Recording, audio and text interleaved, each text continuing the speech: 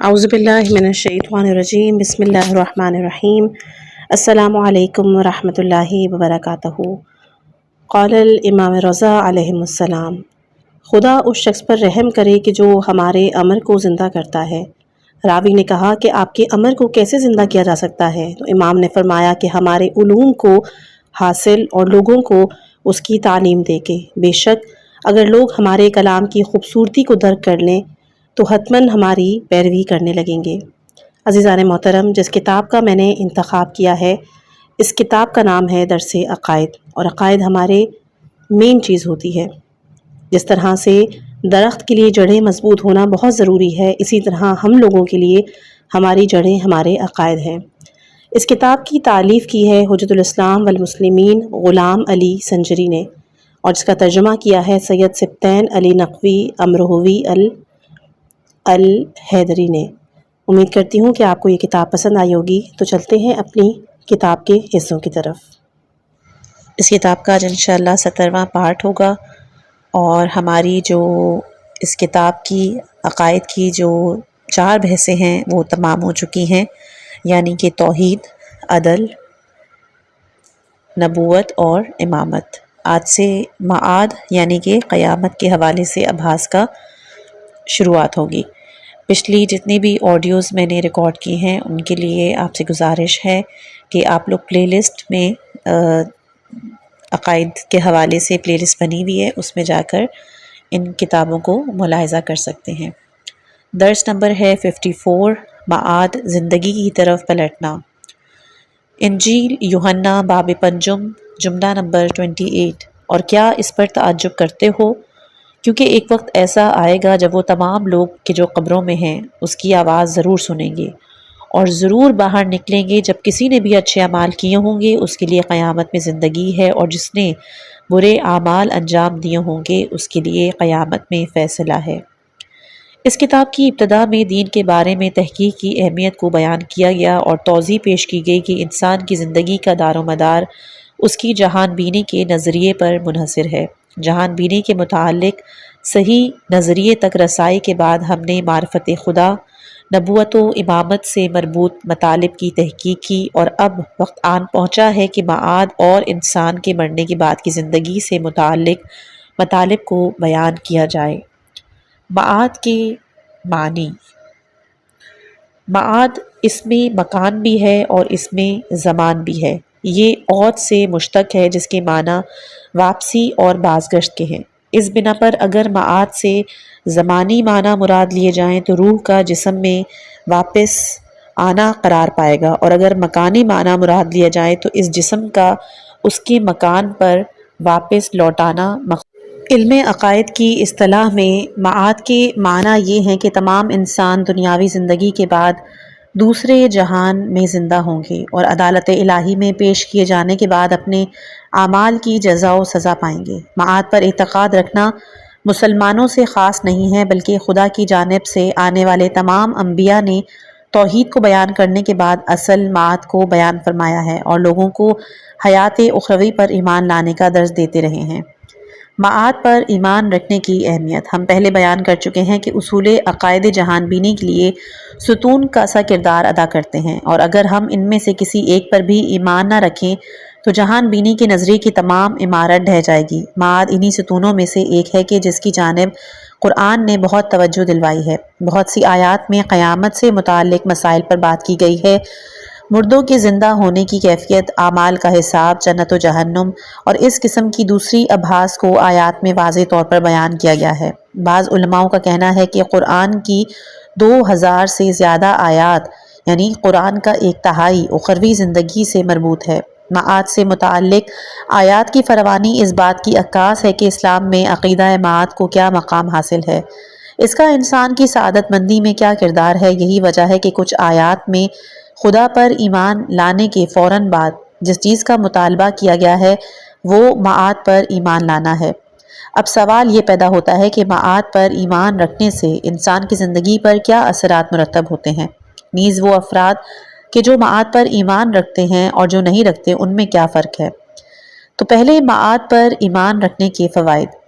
पहला है इंसानी ज़िंदगी को बामाना बनाना।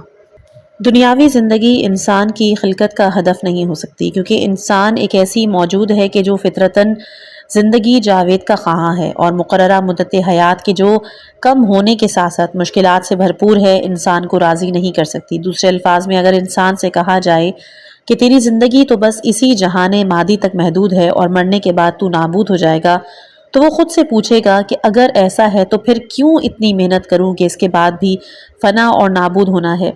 دنیا میں جینے کا فائدہ کیا؟ اچھے اور برے انسانوں میں کیا فرق ہے؟ وہ خود کو ایک ایسے خلیے کی صورت میں پاتا ہے جو پیدا نہیں ہو سکتا اور 9 ماہ کے بعد رحم مادر میں ہی جان دے دیتا ہے۔ روشن ہے کہ ایسی زندگی بے دلیل اور عبث ہے۔ انسان ایسی زندگی کو جاری رکھنے کے لیے کوئی طلب نہیں رکھتا۔ اس مشکل کو حل کرنے کی تنہا راہ معاد اور مرنے کے بعد کی زندگی پر ایمان رکھنا ہے۔ زندگی فقط اس ایمان کی وجہ سے اپنے ہدف سے ہمکنار اور غرض و غایت دریافت کر سکتی ہے۔ قرآن کریم معاد پر ایمان رکھنے کے اس اثر کے بارے میں سورہ مومنون آیت نمبر 115 میں فرماتا ہے، کیا تم گمان کرتے ہو کہ ہم نے تمہیں بیہودہ خلق کیا اور تم ہماری طرف پلٹ کر نہیں آؤ گے؟ دوسرا ہے حکم خدا پر عمل پیرا ہونے کا محرک۔ اگر ہم یہ فرض کریں کہ خدا نے انسانوں کی ہدایت کے لیے انبیاء کو مبعوث کیا اور قوانین کا ایک سلسلہ دین کی صورت میں بھیجا، مگر معاد یا جہان اخروی جیسی کوئی چیز خلق نہیں فرمائی تاکہ انسان اپنے کاموں کے نتیجے کو دیکھ سکے، تو کوئی بھی شخص خدا کے فرامین پر عمل نہیں کرے گا اور انبیاء کا بھیجنا فضول ہو جائے گا، کیونکہ اگر جہان اخروی اور محاسبہ اعمال نہ ہو تو مومن اور فاسق میں کوئی فراق نہیں، اور ہمارے پاس کوئی دلیل نہیں کہ لوگ انبیاء کے احکامات پر عمل کریں۔ دوسرے الفاظ میں اگر معاد کا وجود نہ ہو تو انبیاء کی بعثت اور قوانین دین بے فائدہ ہو جائیں گے، جیسا کہ ارشاد ہوتا ہے سورہ جاثیہ آیت نمبر 21، کیا وہ جو گناہ کے مرتکب ہوئے یہ گمان کرتے ہیں کہ ہم انہیں ان کی طرح سمجھتے ہیں جو ایمان لائے اور عمل صالح انجام دیے؟ کیا ان کی زندگی اور موت یکساں ہیں؟ کیسا حکم لگاتے ہو؟ تیسرا ہے تربیت کا اہم محرک۔ وہ افراد کے جو معاد اور مرنے کے بعد کی زندگی پر ایمان رکھتے ہیں اپنے اعمال کے معاملے میں لاپرواہی نہیں برتتے، کیونکہ وہ جانتے ہیں کہ ان کے کسی بھی اچھے یا برے عمل کا نتیجہ گم نہیں ہوگا اور روز قیامت ان تک پہنچ جائے گا۔ اس اعتقاد کا نتیجہ یہ ہوگا کہ انسان ہر قسم کا اچھا برا کام انجام نہیں دے گا اور نتیجے میں معاد پر ایمان رکھنا تربیت انسانی کے لیے ایک اہم محرک ثابت ہوگا۔ مگر انسان اس فائدے کو تب ہی حاصل کر سکتا ہے جب وہ اپنے اعمال اور ان کی قیامت کے دن اور وضعیت کے درمیان ارتباط کا معتقد ہو اور یہ اعتقاد رکھتا ہو کہ قیامت دنیا کا واقعی نتیجہ ہے۔ قرآن کریم ان لوگوں کے وصف میں کہ جو قیامت میں اپنے اعمال نامے کے روبرو ہوں گے سورہ کہف آیت نمبر 49 میں فرماتا ہے، اور اس وقت کتاب اعمال اس جگہ کھولی جائے گی اور تم اہل عصیاں کو دیکھو گے کہ جو کچھ ان کے نامہ عمل میں ہوگا اس سے ان پر خوف طاری ہوگا اور کہیں گے وائے ہو ہم پر، یہ کیسی کتاب ہے جس نے کسی بھی عمل کو چاہے بڑے سے بڑا ہو چھوٹے سے چھوٹا نہیں چھوڑا، یہاں تک کہ سب کو شمار کر رکھا ہے۔ روشن ہے کہ اگر کوئی معاد کے بارے میں ایسا اعتقاد رکھتا ہوگا تو وہ دنیا میں اپنے اعمال سے لاپرواہی نہیں برت سکتا اور ہر الٹا سیدھا کام انجام نہیں دے سکتا۔ معاد پر ایمان رکھنا انسان مختلف امور میں انسان شناسی، انسانی ارمان، اجتماعی روابط پر بھی مستقیماً اثر انداز ہوتا ہے کہ جن کی جانب قرآن نے اشارہ کیا ہے۔ قرآن کے مطابق معاد پر ایمان رکھنا عمل صالح، مساکین کو پالنا، خوف خدا، عبادت خدا، اقتصاد، اچھے احساسات یا ان کی عدم موجودگی، نفسیات کا عدم تعدل، نظامی اور جنگی امور میں قدرت وغیرہ میں اپنا اثر رکھتا ہے، اور اسی بنا پر معاد کی معتقدین اس کے منکرین سے بہت زیادہ فرق رکھتے ہیں۔ 55 درس ہے اثبات معاد، سورہ قلم آیت نمبر 35-36، کیا تم گمان کرتے ہو کہ مومنین کے ساتھ مجرموں کی طرح برتاؤ کیا جائے گا؟ کیا ہو گیا ہے تمہیں؟ کیسا حکم لگاتے ہو؟ اس درس میں ہم معاد اور مرنے کے بعد انسانوں کی دوسری زندگی کے وقوع کو ثابت کریں گے، مگر ضروری ہے کہ معاد کے اسبات سے قبل امکان ذاتی اور امکان وقوعی کی اصطلاحات سے واقف ہو جائیں۔ کسی بھی چیز کے اسبات کے لیے ضروری ہے کہ پہلے ہم 2 مراحل طے کریں۔ پہلے مرحلے میں ضروری ہے کہ ثابت کریں وہ چیز جس کی بابت بات ہو رہی ہے محال نہیں بلکہ اس کا وجود ممکن ہے، یعنی امکان ذاتی رکھتی ہے۔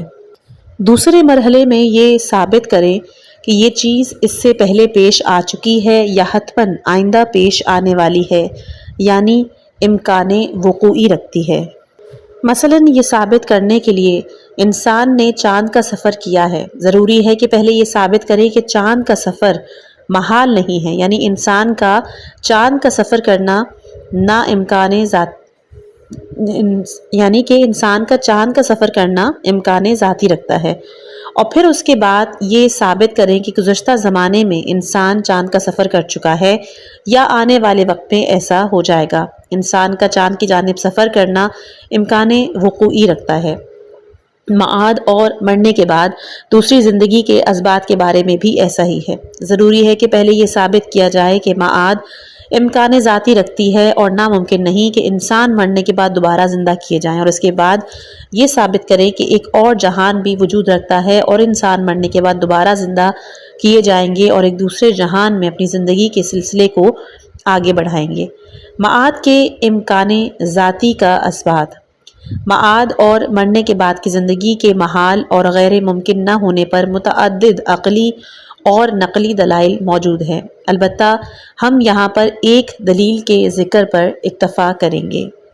پہلا مقدمہ، کسی بھی چیز کے ممکن ہونے پر بہترین دلیل اس کا ماضی میں وقوع پذیر ہونا ہے۔ مثلاً اس چیز کو ثابت کرنے کے لیے کہ ایک چینی شخص اردو زبان سیکھ سکتا ہے، یہ ہے کہ اس سے پہلے کسی چینی نے اردو زبان سیکھی ہو۔ دوسرا مقدمہ یہ بنتا ہے کہ معاد اور انسانوں کا مر کر زندہ ہونا اس سے پہلے بھی وقوع پذیر ہو چکا ہے۔ نتیجہ کیا نکلتا ہے کہ معاد اور انسانوں کا مر کر زندہ ہونا ممکن ہے۔ دوسرے مقدمے کی دلیل کے طور پر ماضی سے کئی مثالیں پیش کی جا سکتی ہیں۔ مثلاً جناب عیسیٰ علیہ السلام کے معجزات میں سے ایک مردوں کو زندہ کرنا تھا، یا حضرت عزیر علیہ السلام کے جو انبیاء میں سے تھے 100 سال کی موت کے بعد دوبارہ زندہ ہوئے۔ قرآن کریم بھی معاد سے مشابہ امور کی جانب اشارہ کرتا ہے۔ مثلاً نباتات کا موسم سرما میں مر جانا اور موسم بہار میں ان کا دوبارہ زندہ ہو جانا۔ سورہ فاطر آیت نمبر 9 کہ وہ خدا وہ ہے کہ جو ہواؤں کو بھیجتا ہے تاکہ بادل آسانی سے حرکت کر سکیں، اور بادل مردہ زمینوں کی آبیاری کریں تاکہ مردہ ہونے کے بعد دوبارہ زندہ ہو جائیں۔ معاد بالکل ایسی ہی ہے۔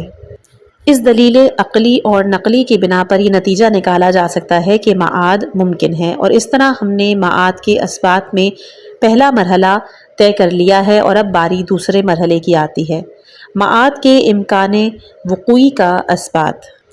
امکان وقوعی معاد کے لیے متعدد دلائل موجود ہیں۔ ہم اس درس میں 3 براہین کی جانب اشارہ کریں گے۔ پہلا ہے برہان عدالت۔ مقدمہ اول ہے خدا عادل ہے، اس مطلب کو ہم عدل الہی کی بحث میں ثابت کر چکے ہیں۔ مقدمہ دوم کہ انسان اپنی زندگی میں اچھے یا برے کام کی انجام دہی میں اختیار کے حامل اور آزاد ہے، اور اس بارے میں بھی ہماری بحث ہو چکی ہے۔ مقدمہ سوم کہ انسانوں میں سے کچھ اپنے اختیار سے ناجائز فائدہ اٹھاتے ہیں اور برے کام انجام دیتے ہیں، جبکہ ان میں سے بعض نیک ہوتے ہیں اور اچھے کام انجام دیتے ہیں۔ مقدمہ چہارم کہ اس جہان میں تمام اچھے کاموں کی جزا اور برے کاموں کی سزا دینے کی ظرفیت موجود نہیں۔ مثلاً رسول اللہ صلی اللہ علیہ وآلہ وسلم کی دنیا میں جو ہر نعمت عطا کی گئی وہ ان کی اس زحمت کا اجر نہیں ہو سکتی جو انہوں نے بشریت کے لیے اٹھائی۔ یا مثلاً بدترین انسان جیسے کہ ہٹلر یا صدام حسین جیسے ظالم افراد کے لیے جتنی سخت سزا ہی کیوں نہ منتخب کر لی جائے، مگر ان کے تمام برے اعمال کا بدلہ نہیں ہو سکتی۔ مقدمہ پنجم اگر خدا عادل ہے تو ضروری ہے کہ کوئی ایسا دوسرا جہان موجود ہو کہ جہاں محدودیت نہ ہو، اور انسان اس دنیا سے چل بسنے کے بعد اس دنیا میں دوبارہ زندہ ہو تاکہ اس جہان میں اس عالم کے اعمال کے نتیجے تک پہنچ جائے۔ نتیجہ ایک دوسرا جہان موجود ہے کہ جس میں انسان مرنے کے بعد دوسرا ہے برہان حکمت۔ مقدمہ اول ہے کہ خدا حکیم ہے، یعنی بیکار اور عبث کام انجام نہیں دیتا۔ اس مطلب کو ہم صفات خدا سے مربوط بحث میں بیان کر چکے ہیں۔ مقدمہ دوم ہے کہ خدا نے انسان کو پیدا کیا ہے تو ضروری ہے کہ اس کا اس کام سے کوئی ہدف بھی ہو۔ مقدمہ سوم کے قرآن کی آیات کے مطابق انسان کی خلقت کا مقصد اس کو کمال تک پہنچانا ہے۔ کمال سے منظور یہ ہے کہ ہر وہ خوبی کہ جو انسان کے لیے تصور کی جا سکتی ہے انسان اسے پالے۔ مقدمہ چہارم انسان کے لیے فرض کی جانے والی بعض صفات نامحدود ہیں کہ جن تک اس محدود دنیا میں پہنچ جانا ممکن نہیں ہے۔ مثلا انسان اس دنیا میں حیات لامحدود نہیں پا سکتا۔ مقدمہ پنجم اگر خدا حکیم ہے تو ضروری ہے کہ ایک ایسا جہان پیدا کرے کہ جو لامحدود ہو اور انسان مرنے کے بعد دوبارہ زندہ ہو تاکہ اس جہان میں اپنی خلقت کے ہدف سے ہمکنار ہو سکے۔ تو نتیجہ کیا نکلتا ہے کہ ایک دوسرا جہان وجود رکھتا ہے اور انسان مرنے کے بعد دوبارہ زندہ کیے جائیں گے۔ تیسرا ہے دلیل حب بقا، جس کا مقدمہ اول ہے کہ انسان بقا کو پسند کرتا ہے، یعنی بقا سے محبت فطری ہے۔ مقدمہ دوم عالم مادہ جائے بقا نہیں ہے۔ تو نتیجہ یہ نکلتا ہے کہ ضروری ہے کہ عالم مادہ سے ہٹ کر کوئی ایسا عالم ہو کہ جہاں بقا اپنے معنی پیدا کر سکے۔ اس میں مقدمہ اول کی توضیح ہے کہ تمام انسان بقا سے محبت اور اسے پسند کرتے ہیں۔ اگر کوئی چیز سب کے اندر یعنی ہر خطے میں ہر زمانے میں موجود ہو تو وہ فطری ہے۔ اسی وجہ سے کچھ انسان موت سے ڈرتے ہیں کیونکہ وہ اسے فنا سمجھتے ہیں۔ مقدمہ دوم کی توضیح ہے کہ کیونکہ عالم مادہ زوال پذیر ہے اسی لیے اس کے لیے باقی رہنا ممکن نہیں۔ ہر وہ چیز کہ جو زمان و مکان رکھتی ہے زوال اور نابودی کی جانب بڑھے گی، پس وہ عالم مادہ کے جو زوال کا شکار ہے وہ انسان کی فطرت کی طلب کا جواب نہیں دے سکتا۔ ان مقدمات سے یہ مطلب ہاتھ آتا ہے کہ چونکہ آدمی بقا کو دوست رکھتا ہے لہٰذا ضروری ہے کہ ایک ایسا جہان موجود ہو کہ جہاں خدا ان کی فطرت کی خواہش کو جو اس نے خود ان میں رکھی ہے اس کو پورا فرمائے۔ مثلا انسان ذاتی طور پہ غذا پانی کے طالب ہے، پس ضروری ہے کہ خدا غذا اور پانی کو پیدا فرمائے تاکہ انسان اپنے فطری اور ذاتی میل کو پورا کر سکے۔ اگلا درس ہے 56 کیفیت معاد، سورہ یاسین آیت نمبر 78 اور 79۔ ہمارے لیے مثال دی اور اپنی خلقت کو بھول گیا، کہا کون ہے جو ان ہڈیوں کو زندہ کرے جبکہ یہ بوسیدہ ہو چکی ہیں؟ کہہ دیجئے وہی ہے جس نے انہیں پہلی بار پیدا کیا تھا اور وہ ہر مخلوق سے آگاہ ہے۔ قرآن کی کئی ایک احادیث محمد صلی اللہ علیہ وآلہ وسلم اور اہل بیت اطہار علیہم السلام میں جہان آخرت کی کیفیت زندگی کی کیفیت بیان کی گئی ہیں۔ البتہ ممکن ہے کہ یہاں یہ سوال کیا جائے کہ طبی ماہرین نے تجربات سے یہ بات ثابت کر دی ہے کہ انسان کے جسم کے خلیے یعنی سیل ہر 7 سال سے 10 سال کے دورانیے کے اندر مکمل طور پر تبدیل ہو جاتے ہیں۔ اس صورت میں جس انسان نے 70 سال کی زندگی گزاری ہو وہ 10 جسموں کا مالک ہو۔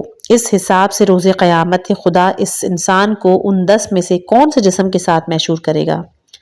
اگر انسان اپنے اس بدن سے گناہ کا مرتکب ہوا تھا کہ جو اس کی زندگی کے دوسرے اشرے سے متعلق تھا تو کیا اس بدن کو اس کے لیے کیے کی سزا ملے گی یا اس کا خمیازہ اس کے سوا کسی اور کو اشرے سے متعلق رکھنے والے جسم کو اٹھانا پڑے گا؟ اسی طرح اگر کسی کا جسم مرنے کے بعد قبر میں دفنا دیا جائے تو قیامت میں کیا وہی بدن محشور ہوگا؟ کسی بھی صورت میں یہ یقین کیسے پیدا کر لیا جائے کہ یہ جو محشور ہوگا اور سزا جھیلے گا یا جزا پائے گا وہی بدن ہوگا کہ جو دنیا میں گناہ کا مرتکب یا اچھائی کا عامل رہا تھا؟ روح اور معاد کا ارتباط۔ ان سوالوں کے جوابات روح کے اسبات میں مثمر ہیں، یعنی اگر ہم یہ ثابت کرنے میں کامیاب ہو جاتے ہیں کہ انسان مادی جسم کے علاوہ ایک اور چیز کا بھی حامل ہے کہ جو مرنے کے بعد بھی نابود نہیں ہوتی، انسان کی حقیقت وہی چیز ہے، تو یہ تمام اعتراض برطرف ہو جائیں گے، کیونکہ ہم یہ ثابت کر دیں گے کہ انسان کی روح اس کی دنیاوی زندگی میں بھی ثابت ہے اور اخروی زندگی میں بھی، اور یہ وہی تھی کہ جس نے بدن کے وسیلے سے اس دنیا میں اچھے یا برے اعمال انجام دیے تھے، آخرت میں اپنے انتخاب کا نتیجہ پائے گی۔ اس صورت سے جسم کا ہر 10 سال میں تبدیل ہونا یا قبر میں اس کا بوسیدہ ہو کے خاک میں مل جانا عقیدہ مات پہ کوئی اثر وارد نہیں کرے گا۔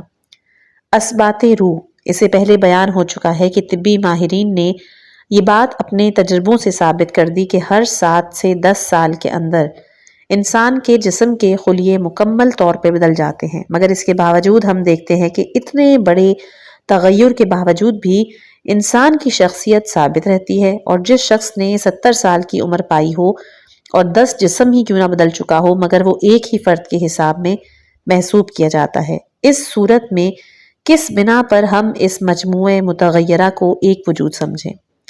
کبھی کبھی اس سوال کا جواب یوں بھی دے کر جان چھڑانے کی کوشش کی جاتی ہے کہ ہر موجود کی وحدت کی بنا ان کی آپسی پیوستگی ہے، یعنی کیونکہ جسم کے خلیے ایک دم سے نہیں بلکہ تدریجاً تبدیل ہوتے ہیں، لہٰذا ان موجودات کی آپسی پیوستگی میں خلل واقع نہیں ہوتا۔ یہ جواب قانع کنندہ نہیں ہے، کیونکہ اگر ہم یہ فرض کریں ایک سائیکل کے اجزاء کو وقت کے گزرنے کے ساتھ ساتھ بدلتے رہیں، اس صورت میں کہ 10 سال گزرنے کے بعد اس کی تمام حصوں کو بدل دیا جائے، تو کوئی بھی اس بات کو ماننے کے لیے تیار نہیں ہوگا کہ اب جس سائیکل کو چلایا جاتا ہے یہ وہی ہے کہ جسے 10 سال پہلے چلایا جاتا تھا، چاہے اس کی ظاہری صورت میں کوئی تبدیلی واقع نہ بھی ہوئی ہو۔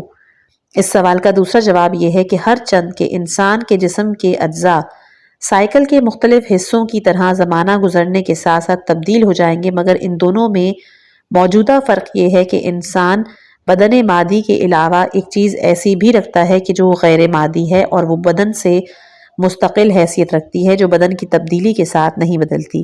یہی عامل ثابت اس بات کا باعث ہوتا ہے کہ انسان کے جسم میں کئی تغیرات کے باوجود بھی اس کو ایک ثابت موجود سمجھا جائے، جبکہ سائیکل کے وجود میں اس استدلال کو کہ جسے وحدت شخصیت کے عنوان سے یاد کیا جاتا ہے، اس صورت میں بیان کے قابل ہے کہ پہلا مقدمہ کہ تمام عاقلان ایسے انسان کو کہ جس نے کئی سال عمر کی ہو فرد واحد جانتے ہیں۔ انسان خود بھی اپنے بارے میں اس حقیقت کا اعتراف کرتا ہے۔ مقدمہ دوم، اس لیے کہ ہم کسی مجموعے کو ایک مجموعہ واحد جانیں، میزان وحدت کی ضرورت ہے۔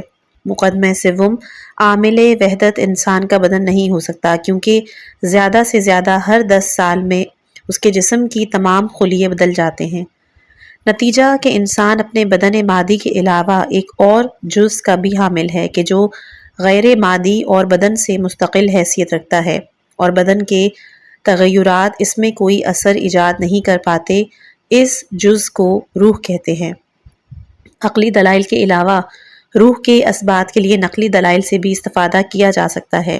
قرآن کی روح سے اس بات میں کہ روح وجود رکھتی ہے رتی برابر تردید اور شک نہیں۔ قرآن میں روح انسانی کی منزل شرافت کا ذکر کرتے ہوئے خدا سے نسبت دی گئی ہے، جیسے کہ سورہ ہجر آیت نمبر 29، سورہ صاد آیت نمبر 72، سورہ سجدہ آیت نمبر 9 میں بیان ہوا ہے، اور آدم کا خاکی پتلا بنانے کے بعد میں نے اپنی روح اس میں پھونکی۔ روح کا بدن کے مقابل استقلال۔ بعض مادہ پرست افراد کہ جو فقط مادی اشیاء کے وجود کو قبول کرتے ہیں اور ماورائے مادہ چیزوں کے منکر ہے، وہ کہتے ہیں کہ ہم روح کے وجود اور اس کی خصوصیات جیسے کہ تفکر اور روحی حالات وغیرہ کو تو قبول کرتے ہیں، مگر روح کو جسم سے الگ کوئی مستقل چیز نہیں مانتے، بلکہ ہمارا اعتقاد ہے کہ یہ تمام خصوصیات انسان کی طبعی یعنی فزیکل اور کیمیائی یعنی کیمسٹریکل بدن مادی سے مربوط ہے۔ یہ کہنا درست نہیں ہو سکتا، کیونکہ جیسا کہ ہم نے توضیح پیش کی کہ انسان کا جسم مسلسل تغیر کی زد پر ہے، اور اگر انسان کی روح اس کی بدن سے وابستہ ہے تو اسے بھی تغیر لاحق ہونا چاہیے، جبکہ ہر انسان اپنے وجود میں سے آگاہی رکھتا ہے اور اس میں کسی قسم کی کوئی تبدیلی محسوس نہیں کرتا۔ اس استدلال کو اس طرح پیش کیا جا سکتا ہے: مقدمہ اول کہ اگر انسان کی روح اس کے جسم سے وابستہ ہوتی تو بدن کے تغیر کے ساتھ اس کی روح بھی تبدیلی کا شکار ہوتی۔ مقدمہ دوم، مگر میں اور روح انسان ثابت ہے۔ نتیجہ، انسان کی روح اس کے بدن سے وابستہ نہیں بلکہ ایک مستقل وجود ہے۔ اس کے علاوہ اگر روح جسم اور اس کی مادی خصوصیات سے وابستہ ہوتی تو بدن کی تقسیم کے ساتھ روح بھی تقسیم ہو جاتی، جبکہ میں ایک موجود بسیط اور ناقابل تقسیم ہے، مگر ایسا ہو سکتا ہے کہ انسان کے مغز کو 2 حصوں میں تقسیم کر دیا جائے۔ تو پھر اس استدلال کو یوں بیان کیا جائے گا: مقدمہ اول، اگر انسانی روح اس کے بدن سے وابستہ ہوتی تو بدن کی تقسیم کے ساتھ روح بھی تقسیم کا شکار ہوتی۔ مقدمہ دوم، مگر انسان کی میں اور روح تقسیم نہیں ہوتی۔ نتیجہ یہ نکلتا ہے کہ انسان کی روح اس کے بدن سے وابستہ نہیں بلکہ ایک مستقل موجود ہے۔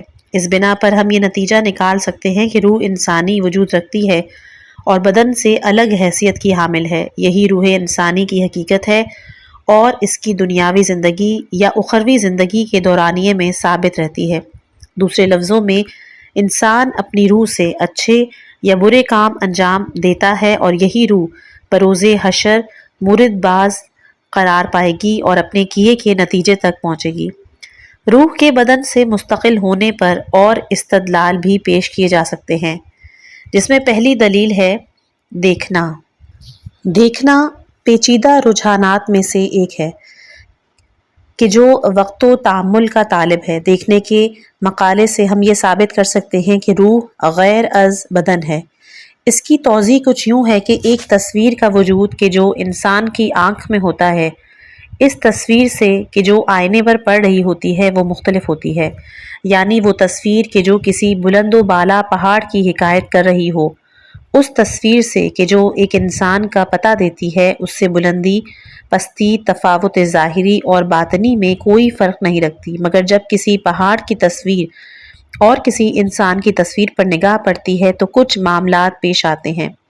پہلا تو یہ کہ انسان سمجھ لیتا ہے کہ پہاڑ انسان سے بڑا ہے، اور لطف کی بات یہ ہے کہ یہ سمجھنا کہ پہاڑ انسان سے بڑا ہے اس وقت پیش آتا ہے کہ جب دونوں تصویریں انسان کی آنکھوں کے سامنے ہونے کے ساتھ ساتھ اپنے ظاہری قد کاٹ میں مساوی ہوتی ہے، مگر انسان یہ درک کر لیتا ہے کہ پہاڑ انسان سے بڑا ہے۔ اب اگر انسان فقط جسم کا نام ہے اور جسم کے سوا کوئی اور چیز نہیں رکھتا تو اسے ان دو تصویروں میں فرق کا قائل نہیں ہونا چاہیے، کیونکہ حجم کے حساب سے تصاویر ایک ہی جیسی ہیں اور ضروری ہے کہ وہ ایک سی چیزوں کے درمیان فرق کا قائل نہ ہوا جائے، جیسے آئینہ تصویروں کے مابین کوئی فرق نہیں کر پاتا۔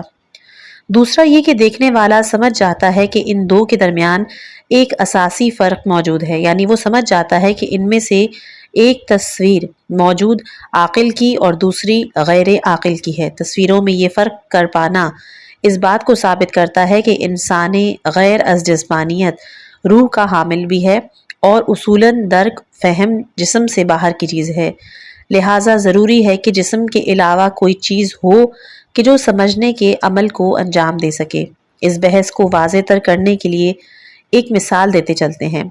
فرض کیجئے ایک انسان 2 دقیقے یعنی 2 منٹ پہلے مرا ہے۔ جیسے ہی وہ مرے آپ اس کی آنکھوں کے سامنے 2 تصاویر کر دیجئے، اس حالت میں کہ آپ دیکھ رہے ہوں کہ مردے کی کھلی آنکھوں کی پتلیوں میں ان تصاویر کا عکس منعکس ہو رہا ہے۔ کیا اس وقت کوئی کہہ سکتا ہے کہ میت یہ سمجھ سکتی ہے کہ ان تصاویر میں سے کون سی چھوٹی اور کون سی بڑی ہے؟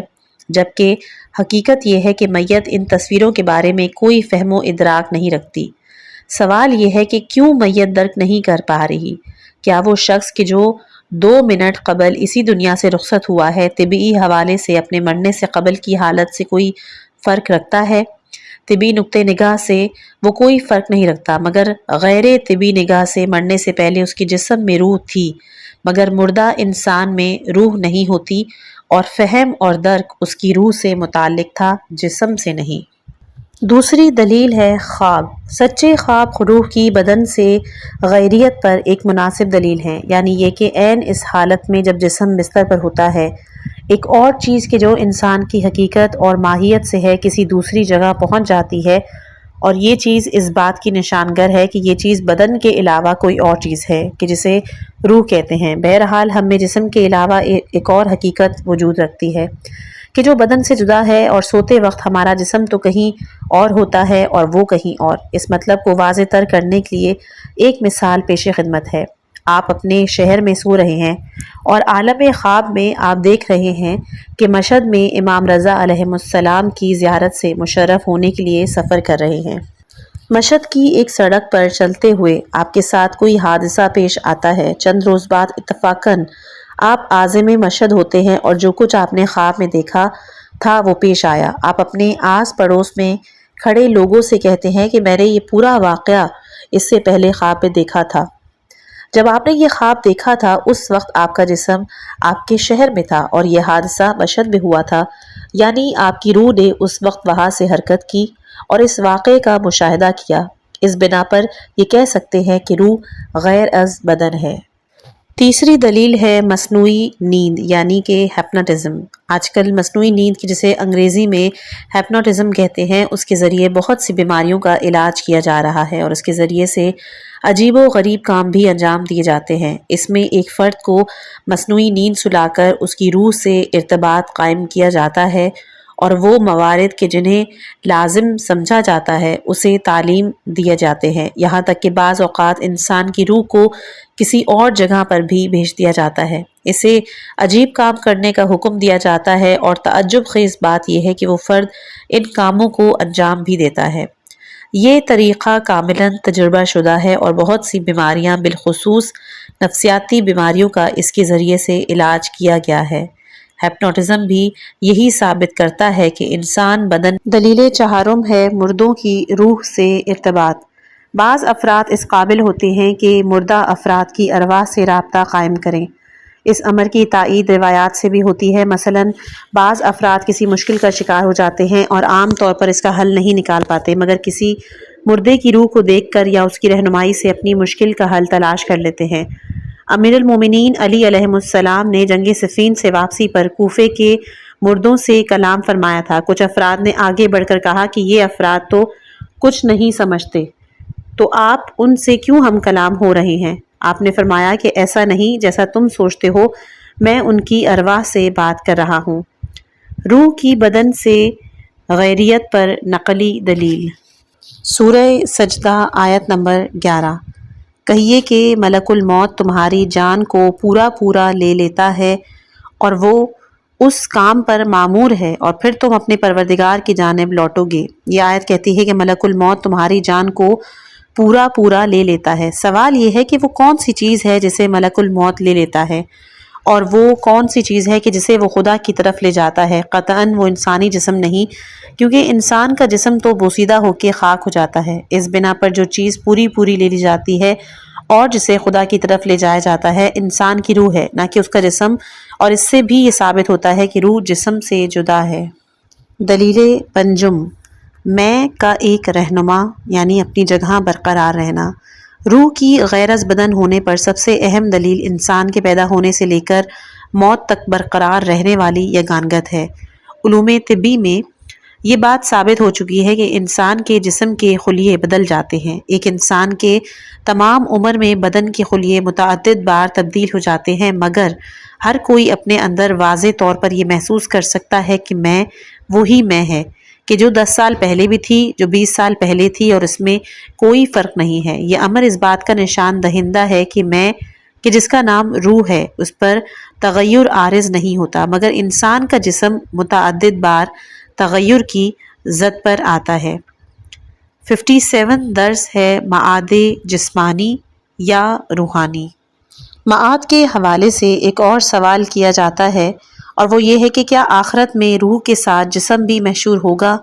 اس سوال کے جواب میں کہ کیا انسان جہان آخرت میں جسم کا حامل ہوگا یا نہیں، مسلمانوں کے درمیان درج ذیل آراء موجود ہیں۔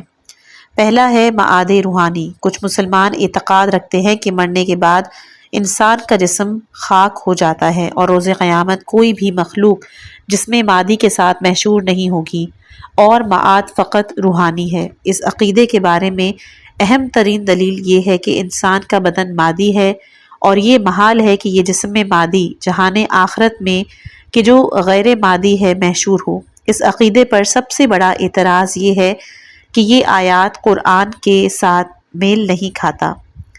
دوسرا ہے معاد جسمانی۔ دوسرا معاد جسمانی میں بہت سے مسلمان کہ شیعہ حضرات بھی ان کا جز ہیں، آیات قرآن اور روایات معصومین علیہ السلام سے حاصل ہونے والے مطالب کی بنا پر یہ عقیدہ رکھتے ہیں کہ انسان قیامت میں روح کے ساتھ جسم کے بھی حامل ہوں گے۔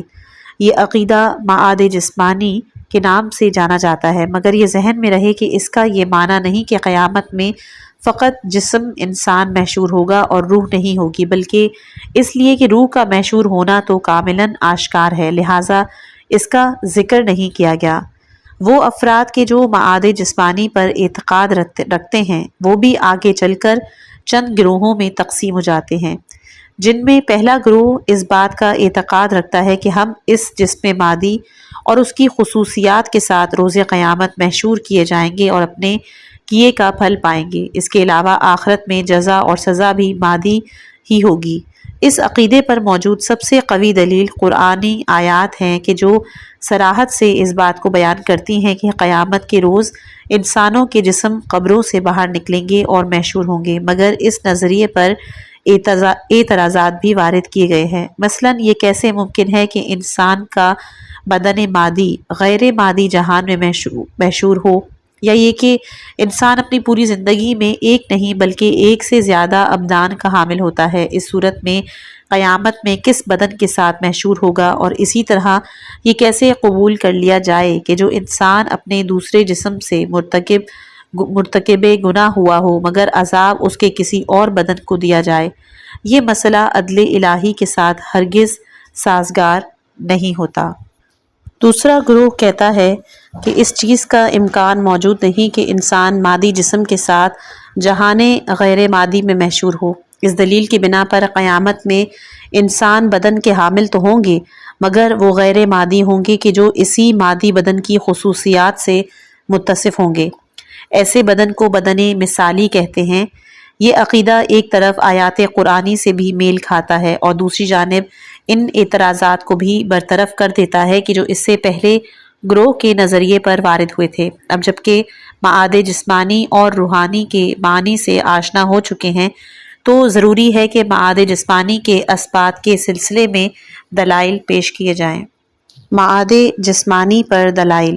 ہم اس سے پہلے معاد کے وجود کو عقلی دلائل سے ثابت کر چکے ہیں، مگر انسان کے عقل معاد سے مربوط مسائل میں اس مرحلے تک پہنچ کر متوقف ہو جاتی ہے اور یہ عقل کی قلمرو سے باہر ہے کہ وہ معاد کے جزیات جیسے انسانوں کے قیامت میں حرکت کے مراحل، محشور ہونے کی کیفیت، حساب کتاب کا طریقہ، جزا و سزا کا ڈھنگ جان سکے۔ لہٰذا اس صورت میں ہم ان مسائل کو فقط قرآن کریم کی آیات اور معصومین علیہم السلام کی روایات کہ جن کی حجیت ہم پہلے ثابت کر چکے ہیں اس کی روشنی میں حل کر سکتے ہیں، اور اس سلسلے میں ان سے استفادہ ناگزیر ہے۔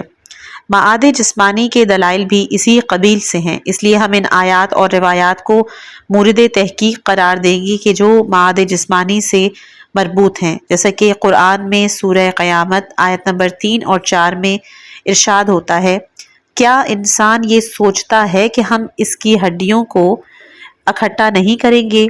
ہاں ہم اس پر قادر ہیں، یہاں تک کہ ہم تو اس کے انگلیوں کے پوروں پر موجود خطوں کو بھی جمع کریں گے۔ سورہ حج کی 7ویں آیت میں ارشاد ربی ہے کہ بے شک قیامت میں کوئی شک نہیں اور خدا ان سب کو جو قبروں میں سو رہے ہیں مبعوث فرمائے گا۔ سورہ یاسین کی آیت نمبر 78 اور 79 میں مشرکوں کے سوال کہ کیسے بوسیدہ ہڈیاں دوبارہ جمع کی جائیں گی، اس کے جواب میں ارشاد ہوتا ہے، ہمارے لیے مثال دی اور خود اپنی خلقت کو فراموش کر بیٹھے اور کہا کون ہے کہ جو ان خاک ہوئی ہڈیوں کو زندہ کرے گا؟ کہہ دیجئے وہی کہ جس نے انہیں پہلی بار خلق کیا تھا اور وہ ہر مخلوق سے آگاہ ہے۔ ان آیات کی اساس پر ہم یہ نتیجہ اخذ کرتے ہیں کہ معاد جسمانی ہے، اور وہ افراد کہ جو یہ کہتے ہیں کہ معاد روحانی ہے اور انسان کا جسم محشر میں محشور نہیں ہوگا، ان کا قول قرآن کی آیات کی صریح مخالفت کرتا ہے۔ وہ افراد کے جو اس معاد کو جسمانی جانتے ہیں اپنے نظریے کے بارے میں پیش کی جانے والی توضیح کے حوالے سے معاد جسمانی کے بارے میں ایک الگ توجیہ پیش کرتے ہیں۔ اس نظریے کی مختصر توضیح دینے سے پہلے ضروری ہے کہ اس کے مقدمے پر توجہ کی جائے تاکہ اصلی بحث بیان کی جا سکے۔ وہ لوگ یہ اعتقاد رکھتے ہیں کہ اس عالم میں موجود ہر نشست ایک مخصوص جسم رکھتا ہے، مثلا عالم مادہ جسم مادی رکھتا ہے اور عالم مثال جسم مثالی کا حامل ہے، عالم آخرت بھی جسم عقلانی رکھتا ہے۔ ان کے عقیدے میں معاد قطعاً جسمانی ہے، مگر وہ جسم کہ جو نشأت آخرت سے مختص ہے اس کے ساتھ ہی عالم آخرت میں وارد ہوا جا سکتا ہے، نہ کہ جسم مادی دنیاوی کے ساتھ، اس دلیل کے ساتھ کہ سورہ ابراہیم 48 میں بیان ہوا کہ جب زمین اس زمین کے علاوہ بدل دی جائے گی، اس عالم کا جسم اس عالم کے مطابق ہوگا۔ ان کی نظر میں اگر یہ طے تھا کہ زمین یہی زمین ہو اور انسان اپنی قبر سے عالم دنیا میں باہر آئے تو یہی انسان تبدیل شدہ جسم کے ساتھ باہر آئے گا، مگر عالم برزخ میں یہی قبر یہی فرد ہٹ کر ہے، اور یہی فرد کہ جو دنیا میں کسی اور طرح کا تھا، برزخ میں کسی اور طرح، آخرت میں کسی اور تیسری صورت میں ہوگا۔ یعنی ہر عالم کے اپنے کچھ تقاضے ہیں، اور یہ جو قرآن سورہ حج آیت نمبر 7 اور سورہ یاسین آیت نمبر 52 میں کہتا ہے کہ خدا انہیں مبعوث کرے گا کہ جو قبروں میں ہیں، اگر اس صورت میں ہے کہ اس دنیا میں مبعوث کرے تو قطعاً جسم مادی کے ساتھ مبعوث کرے گا، اور خدا اس چیز کی قدرت رکھتا ہے کہ انسانوں کو اسی حالت اور کیفیت قبلی میں، یہاں تک کہ ان کے انگلیوں کے خطوط کو بھی دوبارہ خلق کر سکتا ہے۔ رجت ایسے ہی درپیش آئے گی۔ البتہ اگر مبعوث کرنا عالم مثال یا عالم آخرت میں ہو تو قطعاً اس عالم میں یہ قبر کسی اور صورت سے منفی القبور کے معنی یہ ہے کہ یہی فرد کہ جو دنیا میں تو اپنی قبر میں سو رہا ہے، مگر اس کی جسم کی کیفیت عالم مثال یا عالم آخرت سے ہے، آہنگ ہے، یعنی وہاں یہ جسم مثالی یا جسم عقلی رکھتا ہے۔ ایک شخص نے امام رضا علیہ السلام سے پوچھا کہ مجھے جنت کی خبر دیجئے کہ آیا دنیا میں ہے یا آخرت میں، تو امام دنیا نقل و انتقال جیسی ہے، آخرت کی طرف کہ جو حیات و زندگی ہے، خواب کی طرح کہ جس میں جسم سوتا ہے مگر روح نہیں سوتی، بدن تو مرتا ہے پر روح نہیں مرتی۔ آخرت دنیا پر محیط ہے اور دنیا آخرت کے دل میں ہے۔ در واقع یہی دنیا اپنے چہرے کے ساتھ اور رنگ و بوئے آخرت لیے انسان شان کے ساتھ شائستہ آخرت ہو سکتا ہے۔ اس تفکر کے ساتھ ہم بہت آسانی سے عقل و معقول کا بھی جواب دے سکتے ہیں۔ دوسرے لفظوں میں عالم آخرت میں مادی جسم کی ضرورت نہیں کہ جو اس سوال کرنے کی نوبت آئے کہ وہ بدن میں کہ جو تبدیل ہو گیا تھا کہاں ہے۔ اس نظریے کی بس ایک ہی مشکل ہے کہ اس نظریے کے رکھتے ہوئے قرآن کی آیات اور روایات سے کس طرح ہاتھ اٹھایا جائے اور ان کی توجیہ کی جائے کہ جو معاد جسمانی کے ذیل میں اسی جسم پر دلالت کرتی ہیں۔ تو جواباً عرض ہے کہ عالم برزخ اور معراج رسول اکرم صلی اللہ علیہ وآلہ وسلم کے مراحل پر غور کرنے سے اس معاملے کو بہتر انداز میں درک کیا جا سکتا ہے۔ سوال یہ ہے کہ انسان عالم برزخ میں کون سے جسم کے ساتھ برزخی بہشت یا برزخی جہنم میں جاتا ہے، یا اس جسم مادی کے ساتھ جاتا اور نعمت الہی سے بہرہ مند ہوتا ہے کہ جو قبر میں رکھ دیا جاتا ہے۔ جواب قطعاً منفی ہے، اور اس بات کو بطور قطعی بیان کیا جا سکتا ہے کہ ہر شخص بدن مثالی کے ذریعے سے عالم برزخ میں نعمتوں سے استفادہ کرتا ہے یا عذاب کا مزہ چکھتا ہے۔ اگر عالم برزخ میں بدن مثالی کے ساتھ حیات کو جاری رکھا جا سکتا ہے تو آخرت میں لطیف تر بدن کے ساتھ حیات کو کیوں جاری نہیں رکھا جا سکتا؟ بعبارت دیگر مشکل عقل و معقول اس وقت پیش آئے گی جب ہم کہیں گے کہ یہی بدن آخرت میں بھی وجود رکھے، مگر جب عالم برزخ میں جسم مثالی کے ساتھ معذب ہوتے ہیں تو آخرت میں ایسا کیوں نہیں ہو سکتا؟ بعض افراد کہتے ہیں کہ کیونکہ انسان نے اس جسم کے ساتھ اطاعت یا گناہ انجام دیے ہیں، اس لیے ضروری ہے کہ اس ہی بدن کے ساتھ محشور ہو تاکہ عدل کے تقاضوں کو پورا کیا جا سکے۔ عالم برزخ پر توجہ کرنے کے بعد جہاں انسان بدن مثالی کے ذریعے نعمتوں سے فائدہ اٹھاتا ہے یا پھر عذاب کا مزہ چکھتا ہے، اس اعتراض کو برطرف کیا جا سکتا ہے کہ ہم اس نتیجے پر پہنچتے ہیں کہ لازم نہیں کہ انسان اس مادی جسم کے ساتھ مبعوث ہو۔ اس نظریے کے طرفدار کہتے ہیں کہ چونکہ عالم مادہ عالم ملکوت کے دل میں ہے اور ہر چیز ایک ملکوتی جنبہ رکھتی ہے کہ جو ان کی حقیقت ہے، اگر قرآن کہتا ہے کہ جو قبر میں ہے مبعوث ہوگا، صحیح ہے، یعنی الف کا برزخی بدن اس کا مادی بدن ہی ہے، مگر ہر نشأ و عالم میں اسی لحاظ سے ظہور پذیر ہوتا ہے۔ ایک جملے میں واقعاً کہ جو قبر میں ہے مبعوث ہوگا، مگر چونکہ عالم آخرت عالم دنیا پر احاطہ رکھتا ہے، تو جو ملکوت حقیقت قبر میں ہے وہ بدن مثالی اور عقلی ہو جائے گا، اور جو مبعوث ہوگا وہ وہی بدن ہوگا، مگر چونکہ برزخ اور قیامت میں عالم کا فرق ہے اس لیے بدن بھی اور ہوگا، اور ہر عالم میں اپنے تقاضوں کے مطابق ظہور پذیر ہوگا۔ دوسری عبارت میں یوں کہیں گے کہ بہشت برزخی اور جہنم برزخی ابھی بھی موجود ہے، اور روح انسان مرنے کے بعد اسی جگہ پر چلی جاتی ہے جہاں خواب میں جایا کرتی ہے، اور در واقع ہماری ایک صورت مادی ہے جس کے ساتھ ہم ابھی عالم مادہ میں حرکت کر رہے ہیں، اسی حال میں برزخی اور اخروی صورت بھی رکھتے ہیں کہ جو ابھی بھی موجود ہے، مگر وہ عالم مادہ پر احاطہ رکھتی ہے، ورنہ یہ تینوں حقیقت میں ایک ہی ہیں۔ اس طرح رسول اللہ صلی اللہ علیہ وآلہ وسلم کی معراج پر غور کرنے سے ہم معاد جسمانی کے مسئلے کو بہتر انداز میں درک کر سکتے ہیں۔ روایات، قرآن اور عقل پر تکیہ کرنے سے معلوم ہوتا ہے کہ معراج 3 مرحلوں کی حامل تھی، پہلا مادی، دوسرا مانوی مثالی اور تیسرا مانوی مثالی سے بھی بالا۔ پہلا مرحلہ مکے سے مسجد اقصی تک کہ جو مادی تھا، جس میں رسول اللہ صلی اللہ علیہ وآلہ وسلم نے رات میں حرکت کی، یہاں تک کہ اس مرحلے میں آپ نے راہ میں تجارتی قافلے بھی دیکھے اور بعد میں ان کی خبر بھی کی۔ دوسرا مرحلہ تھا انبیاء اور ملائکہ مقربین کا رسول اللہ صلی اللہ علیہ وآلہ وسلم پر تمثیل کرنا، اور آپ کا اور انبیاء و فرشتوں کا بات چیت کرنا، پہلے آسمان پر جناب آدم علیہ السلام سے، دوسرے آسمان پر جناب عیسیٰ و یحییٰ علیہ السلام سے، تیسرے پر حضرت یوسف علیہ السلام سے، وغیرہ وغیرہ۔ یہ بات روشن ہے کہ انبیاء نے رسول اللہ صلی اللہ علیہ وآلہ وسلم کے لیے جسم مثالی کے ذریعے تمثل پیدا کیا تھا۔ بدن مادی اور مادی آنکھ بدن مثالی کو نہیں دیکھ سکتی، بلکہ بدن مثالی کے ذریعے سے ہی بدن مثالی سے رابطہ قائم کیا جا سکتا ہے۔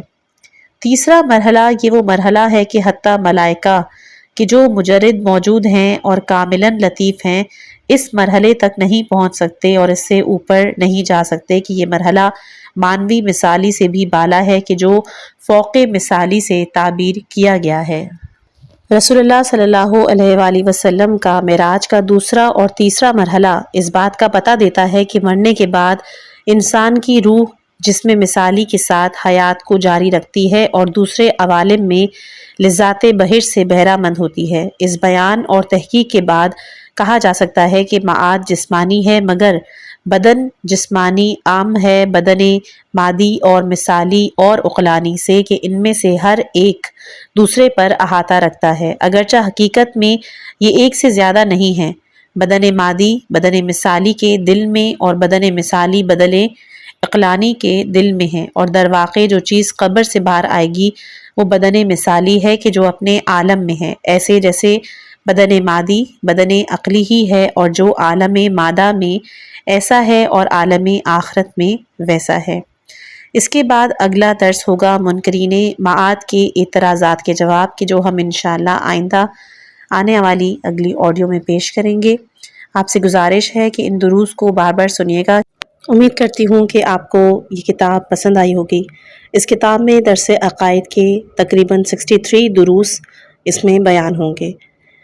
اگر آپ کو یہ ویڈیو پسند آئی ہو تو اس کو لائک کیجیے گا، شیئر کیجیے گا اور اس چینل کو سبسکرائب کیجیے گا تاکہ آگے آنے والی جتنی بھی آڈیوز ہیں وہ آپ کو مل سکیں۔ خداوند متعال سے دعا ہے کہ ہم سب کو اپنی اپنی زندگیوں میں خوش و خرم رکھے، ہمارے گھر پہ جو بلائیں ہیں جو مصیبتیں ہیں ان کو خدا دور کرے۔